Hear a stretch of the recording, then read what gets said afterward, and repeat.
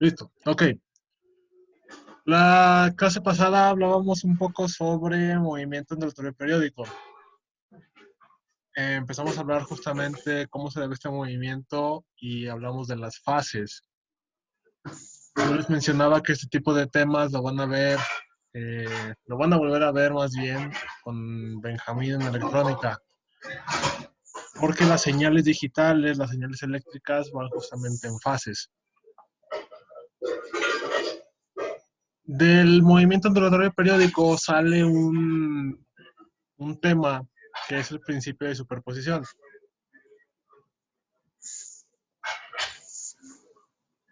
El principio de superposición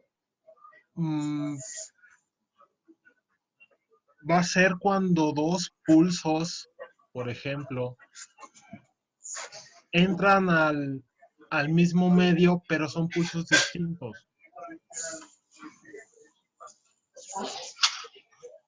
Jack, ¿puedes apagar tu micrófono, por favor? Ay, perdóname, profe. Gracias, Isaac. El principio de superposición se va a dar cuando dos o más pulsos entren, pero que sean distintos. La clase pasada vimos en pulsos iguales. Ustedes agitaban su mano exactamente con la misma fuerza y este generaba un movimiento periódico. Pero ¿qué va a pasar cuando metamos pulsos distintos, perturbaciones distintas, distintas fuerzas? Ustedes agarran la cuerda, le metan un pulso, pero se cansaron y el que sigue va con menos fuerza. O se sienten acá bien ponchados y le meten más fuerza al segundo pulso. O sea, que sean diferentes, vayan con distinta energía. Cuando sucede esto, que se encuentran dos ondas en el mismo medio con pulsos distintos, se van a superponer una con la otra.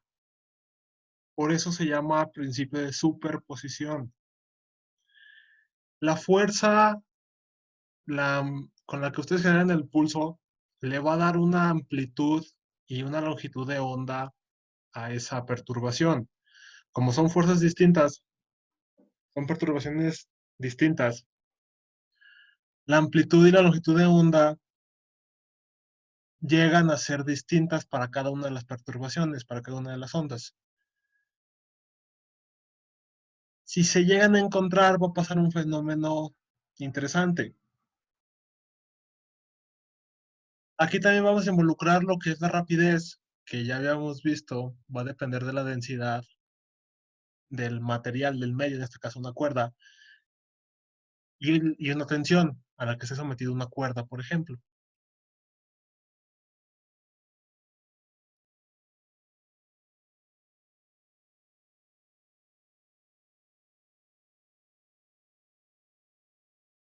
¿Qué es lo que va a pasar? Como ambas perturbaciones se encuentran en el mismo medio, en la misma cuerda.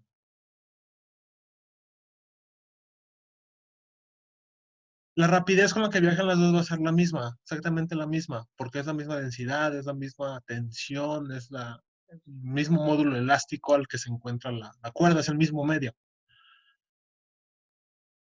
Pero como les comentaba, la frecuencia y la amplitud van a variar, porque son perturbaciones, son pulsos distintos, son fuerzas distintas que aplican ustedes en la cuerda.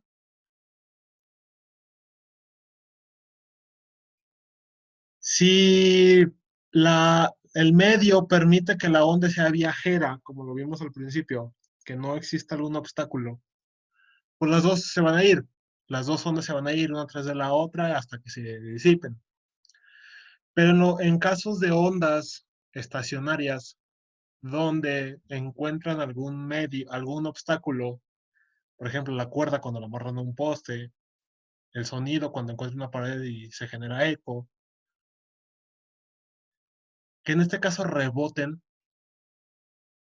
la onda que salió primero va a rebotar en el obstáculo y en su regreso se va a encontrar con la segunda onda, con la que venía atrás de él, de ella.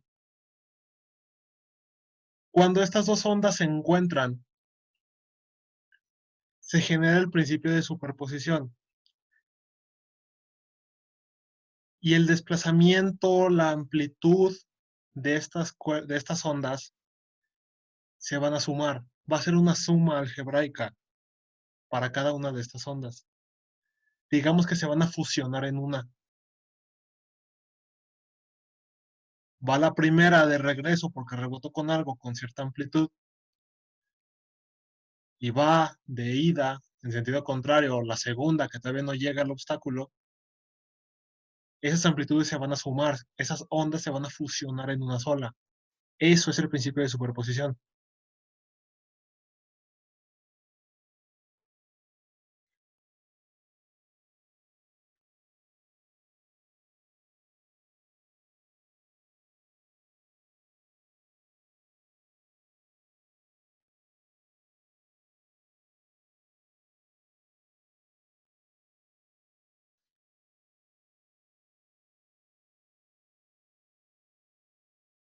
¿Qué onda?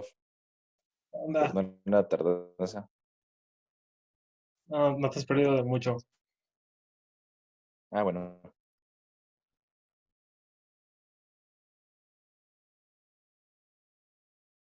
Entonces, imaginen que ustedes agarran la cuerda y le dan dos pulsos.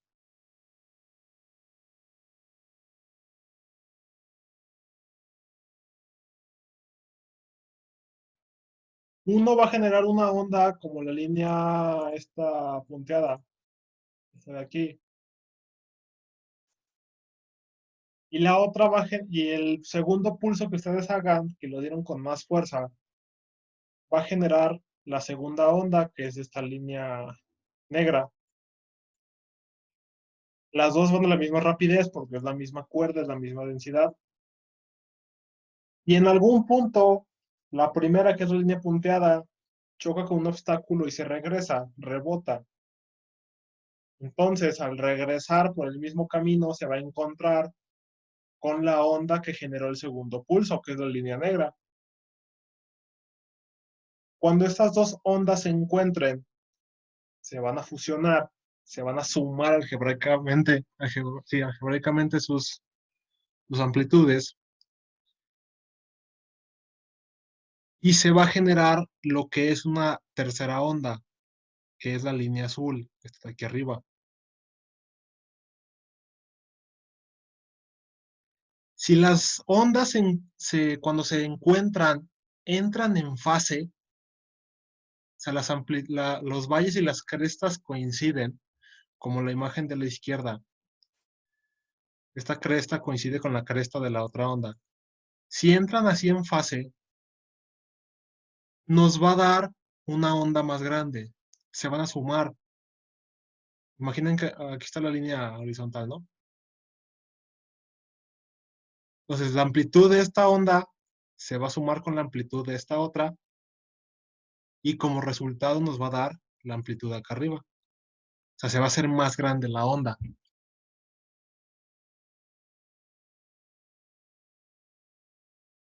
Esa es una interferencia constructiva porque construyen una onda más grande. Se están superponiendo las dos ondas que generamos nosotros a través de este principio y obtenemos una onda más grande.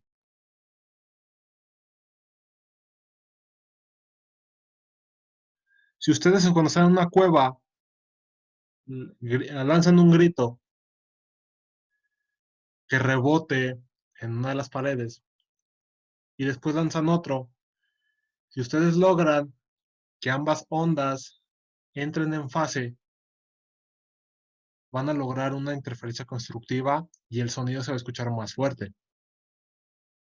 Sumaron los dos gritos en uno solo. Pero no siempre pasa eso. Cuando no entran en fase las dos ondas, volvemos a generar dos pulsos distintos. Ahora nos vamos a la imagen de la derecha. Un pulso genera la línea punteada y el otro pulso genera la línea negra.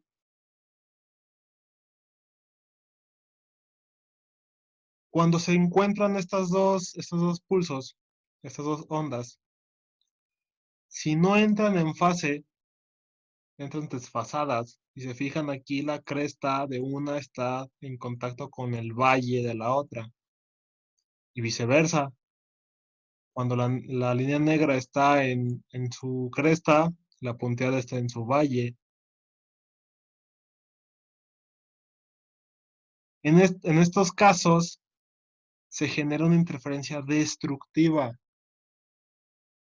Destruimos la onda y generamos una más pequeña. Es como si se restaran una positiva que está hacia arriba y una negativa positiva y una negativa que va hacia abajo. Va a dar una onda azul, como la línea azul, más pequeña. Se van a restar, por así decirlo.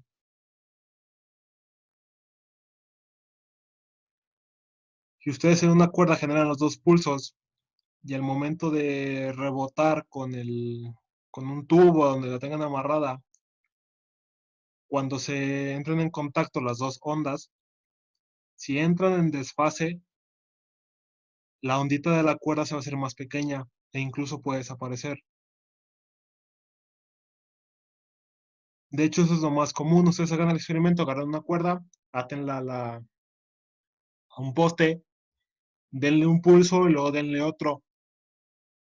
Cuando el pulso, el primero, choque contra el tubo y regrese, va a entrar en desfase con el segundo pulso, con la segunda onda. Se van a anular una con la otra. Prácticamente es como si desapareciera, como si chocaran. Si ustedes lograran que entraran en fase, que entraran justamente como en la imagen de la izquierda, obtendrían una onda más grande, se sumarían.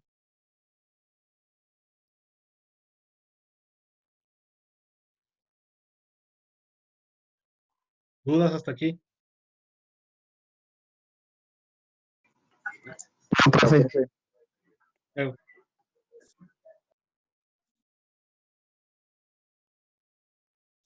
No, que todo claro. ok, no, profe.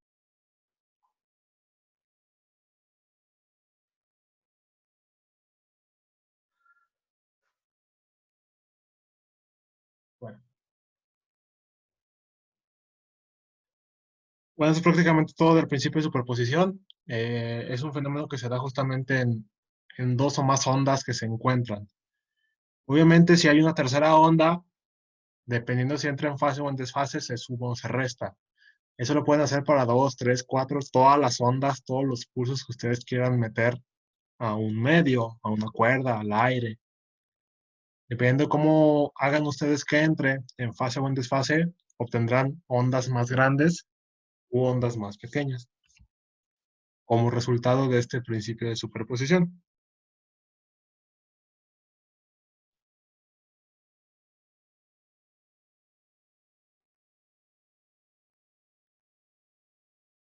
Junto con este tema viene lo de ondas estacionarias.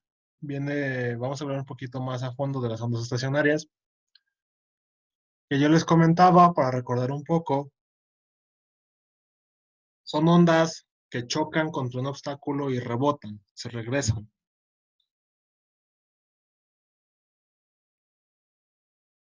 Esta onda, cuando llega al poste, al soporte, donde ustedes lo tengan amarrada, por ejemplo, la cuerda, cuando llegue al soporte, va a ejercer una fuerza ascendente, como si jalaran el poste hacia arriba. Ahorita lo veremos en una imagen.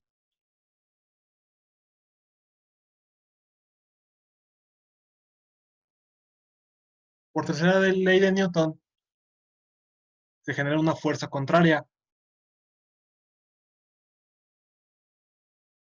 hacia abajo. Esa fuerza hacia abajo es como otro pulso que obliga a que la cuerda genere una onda hacia abajo. Así es como generamos ondas estacionarias. Más bien así como es como se generan, es como se producen.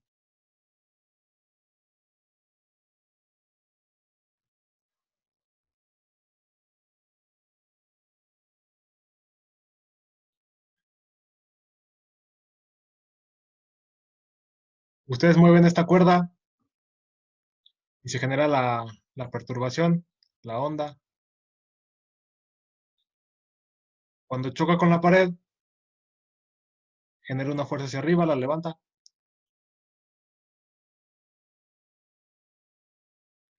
Esta fuerza, por tercera ley de Newton, genera una fuerza hacia abajo. Esta fuerza hacia abajo es como otro pulso que ahora empuja la cuerda hacia abajo y genera otra onda que va de regreso, que se mueve ahora al lado contrario. Es como la respuesta que le da la pared o el poste a su movimiento de cuerda.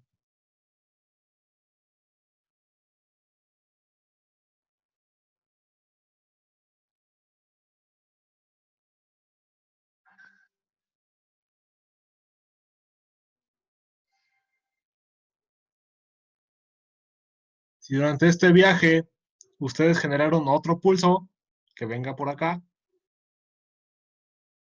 cuando se encuentre con este de aquí abajo, va a generar el principio de superposición.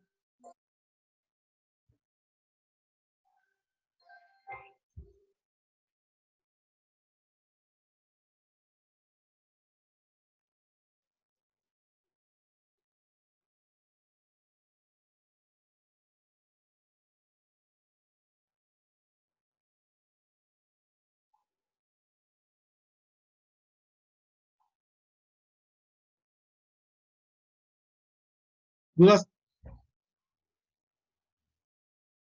No, profe. ¿No? Bueno, No.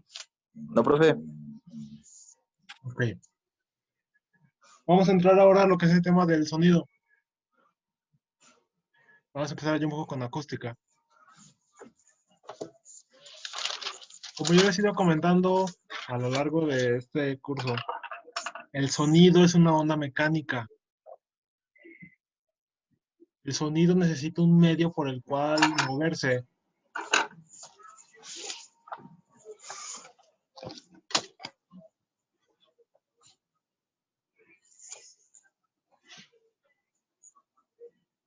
Una característica principal del sonido es que va a ser una onda longitudinal, como el que ven en el GIF.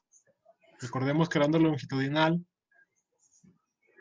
el pulso, la perturbación es paralela al movimiento, como ese resorte que ven ahí. Así se mueve el sonido. No es una onda. ¿Cómo se llama la otra? Transversal. No tiene este estilo.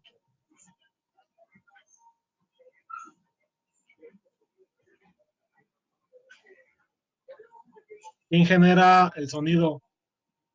Una fuente, sus gargantas, una bocina, una radio. ¿Cómo lo hace? A través de vibraciones. Toda vibración genera sonido. Todas. Agarren una copa y pasen su dedito. Así como en los videos. Háganla vibrar y va a empezar a sonar. Ustedes generan voz haciendo vibrar las cuerdas vocales.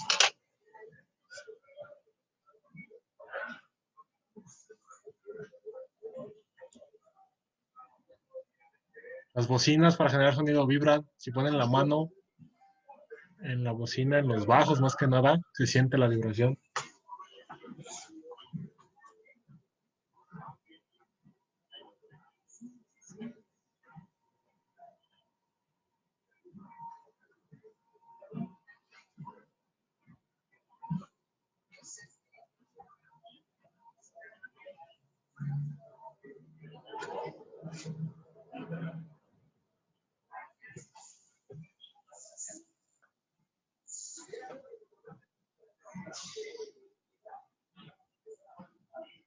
Lo que les comentaba, cualquier objeto que vibre va a generar sonido. Es el único requisito, la única fuente que necesita un objeto para generar sonido. Como ya les había comentado, esto no se va a propagar en el vacío porque no hay medio que lo mueva.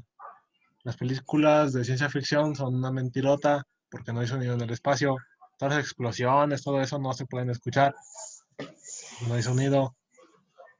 No hay algo que mueva el sonido, perdón. No hay un medio, no hay aire, no hay nada.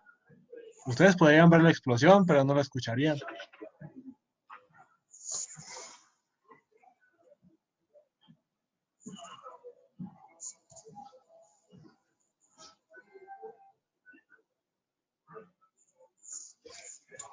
Si el sonido se pudiera mover en el espacio, en el vacío, podríamos escuchar explosiones de estrellas o otras cosas perdidas en el espacio a muchos años luz de aquí. Quizás estaríamos escuchando ahorita estrellas, explosiones de estrellas que murieron hace miles o millones de años porque apenas van pasando aquí en la Tierra.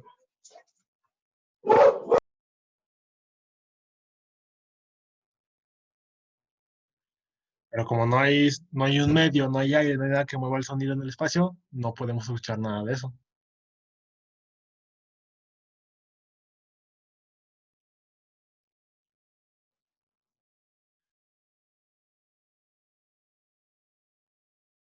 Este fue un experimento que hicieron ya hace algunos años, cuando empezaron a estudiar el sonido, cuando nació la acústica, donde a través de dos baterías del lado izquierdo alimentan un timbre adentro de un domo. Lo prenden y empieza a sonar. Y en cuanto empieza a sonar, una bomba de vacío empieza a sacar todo el aire del domo. Conforme iba saliendo el aire, el sonido se iba haciendo cada vez más bajo, más pequeño, hasta que llegaba un punto donde ya no se escuchaba nada. El timbre seguía, pero como no había aire que moviera ese sonido dentro del domo, ya no se escuchaba. Le volvieron a meter aire poco a poco y el sonido regresó, porque ya hay un medio que lo moviera. El sonido se mueve por el aire, más bien. Por el agua también se mueve, es un medio. Cualquier objeto, paredes, eh, prácticamente cualquier objeto que ustedes puedan hacer vibrar, se mueve el sonido.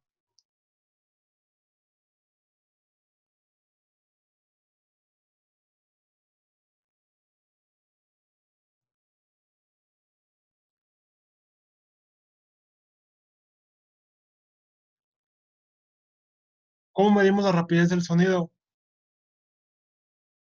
Al igual que la rapidez de onda que vimos, o como en la física clásica, como cualquier velocidad.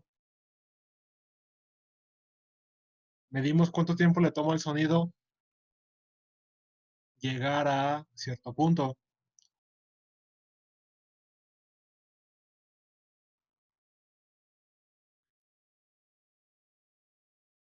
¿Sí sabían lo de los truenos y los rayos? Cuando llueva, si ustedes, bueno, que esté tronando, cuando ven un rayo, cuenten cuánto tiempo pasa hasta escuchar el trueno. Entre más tiempo pase, significa que ese rayo cayó más lejos. Siempre veremos primero el rayo y luego escucharemos el trueno. Nunca van a estar juntos porque la luz es más rápida que el sonido. Entonces, si quieren saber qué tan lejos cayó un rayo, cuenten el tiempo entre que vieron el rayo y escucharon el trueno. Ya con eso pueden calcular exactamente la distancia a través de la fórmula de la velocidad. O si quieren un estimado o nada más saber, ay, cayó cerquita o ay, cayó muy lejos. Entre más tiempo pase, es que cayó más lejos. El sonido tuvo que recorrer más distancia.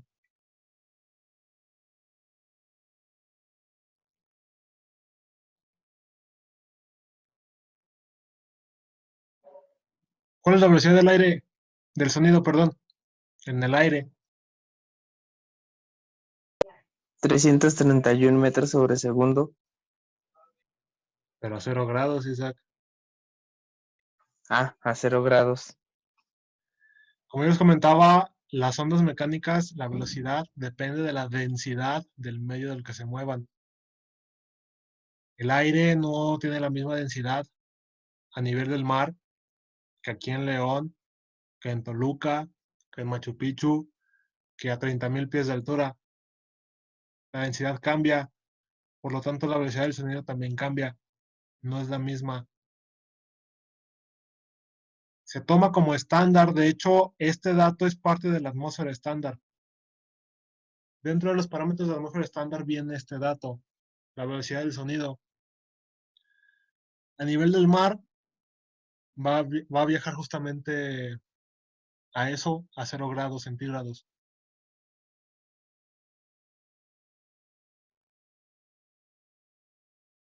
Recuerden que la temperatura también va a ser un factor que va a alterar la densidad.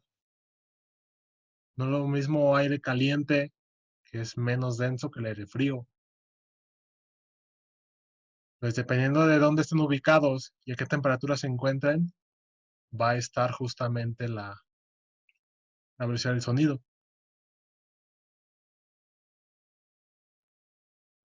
Si ustedes algún día están aburridos y quieren calcular la velocidad del sonido, aquí en León o donde estén, tienen que ver a qué altura estamos, a qué temperatura nos encontramos, y a través de la atmósfera estándar, de los parámetros de la atmósfera estándar, de las tablas, pueden calcular la velocidad del sonido.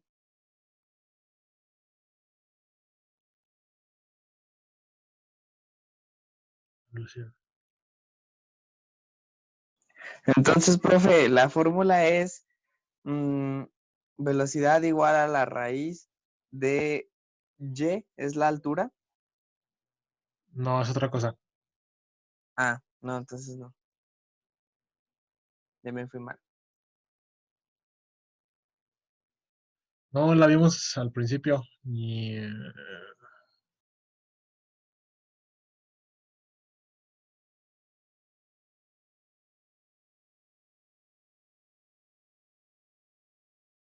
esa es una. No, no la tengo. Luego te la paso. Es otra. No, luego te la paso. Y si hay una fórmula. Esta es la velocidad del sonido de un alambre. Este es un sólido, este es un fluido.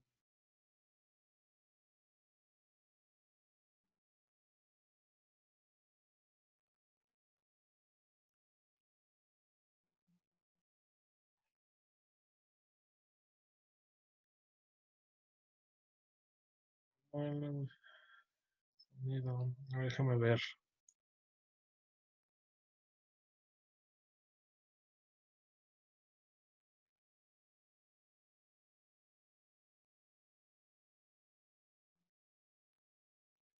Por ejemplo, en un fluido, que es esta de aquí,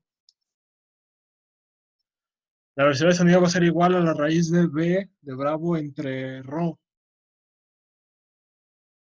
Rho es la densidad. Esta es densidad. Densidad.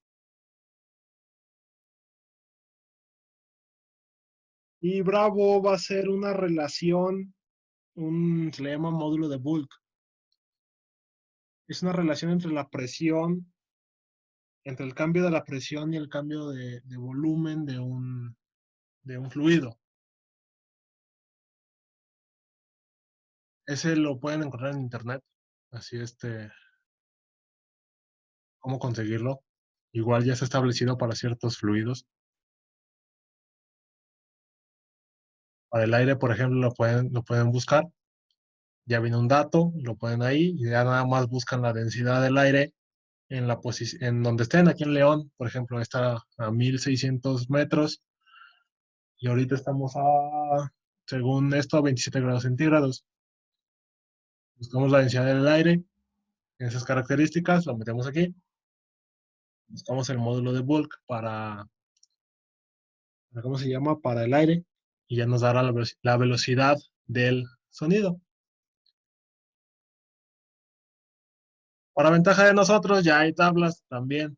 Ya no se preocupen, ya también hay tablas dentro de la atmósfera estándar donde nos indica la velocidad del sonido a ciertas alturas y a ciertas temperaturas. De eso no se apuren.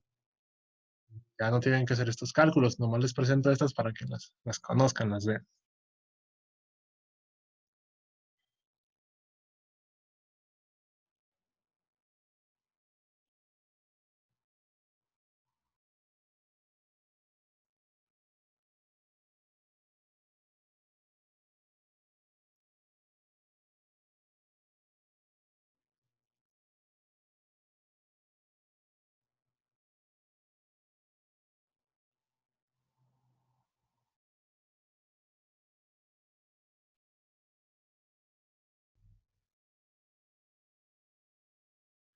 Este, por ejemplo, la de un gas ideal, donde tenemos la densidad. P es una relación entre la constante de los gases que vimos en gases ideales, la temperatura y la masa molecular del gas.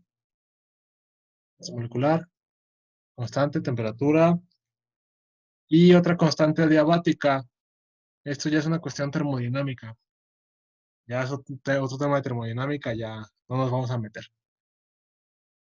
Lo que quiero que vean es que, si se fijan, para cada uno de los medios donde se puede mover el sonido, es una fórmula diferente. El sonido es bien facilote y cambia según el medio donde está ubicado.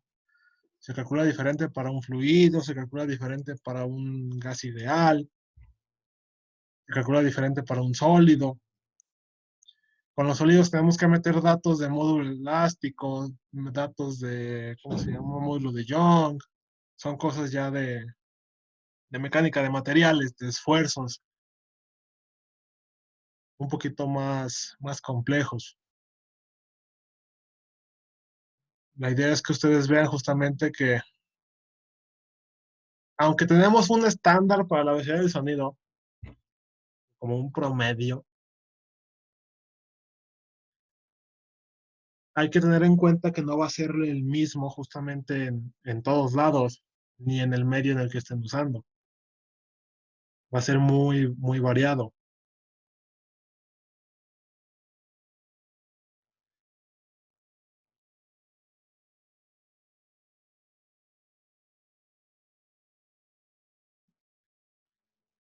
Pero les digo, esto ya está calculado. Por ejemplo, viendo tablas que pueden encontrar así en libros de física, la velocidad del sonido en aire a 20 grados centígrados es de 340 metros sobre segundo.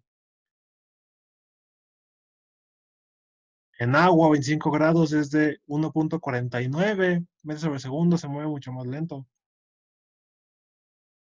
En sólidos como el hierro, por ejemplo, la velocidad se mueve a 5,13 metros sobre segundo.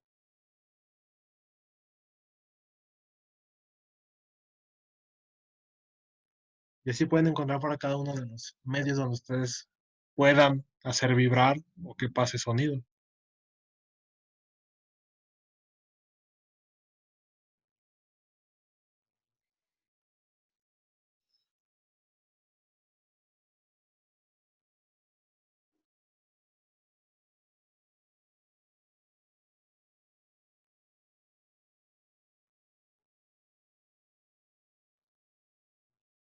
Una fórmula un poco más sencilla, por ejemplo, es esta de temperatura.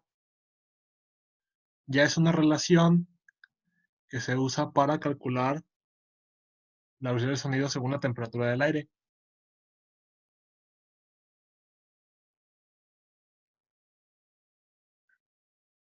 La velocidad del sonido va a ser 331 por la raíz de la temperatura a la que se encuentren en Kelvin entre 273 Kelvin, que son 0 grados centígrados, que es el punto de partida de la rapidez del sonido.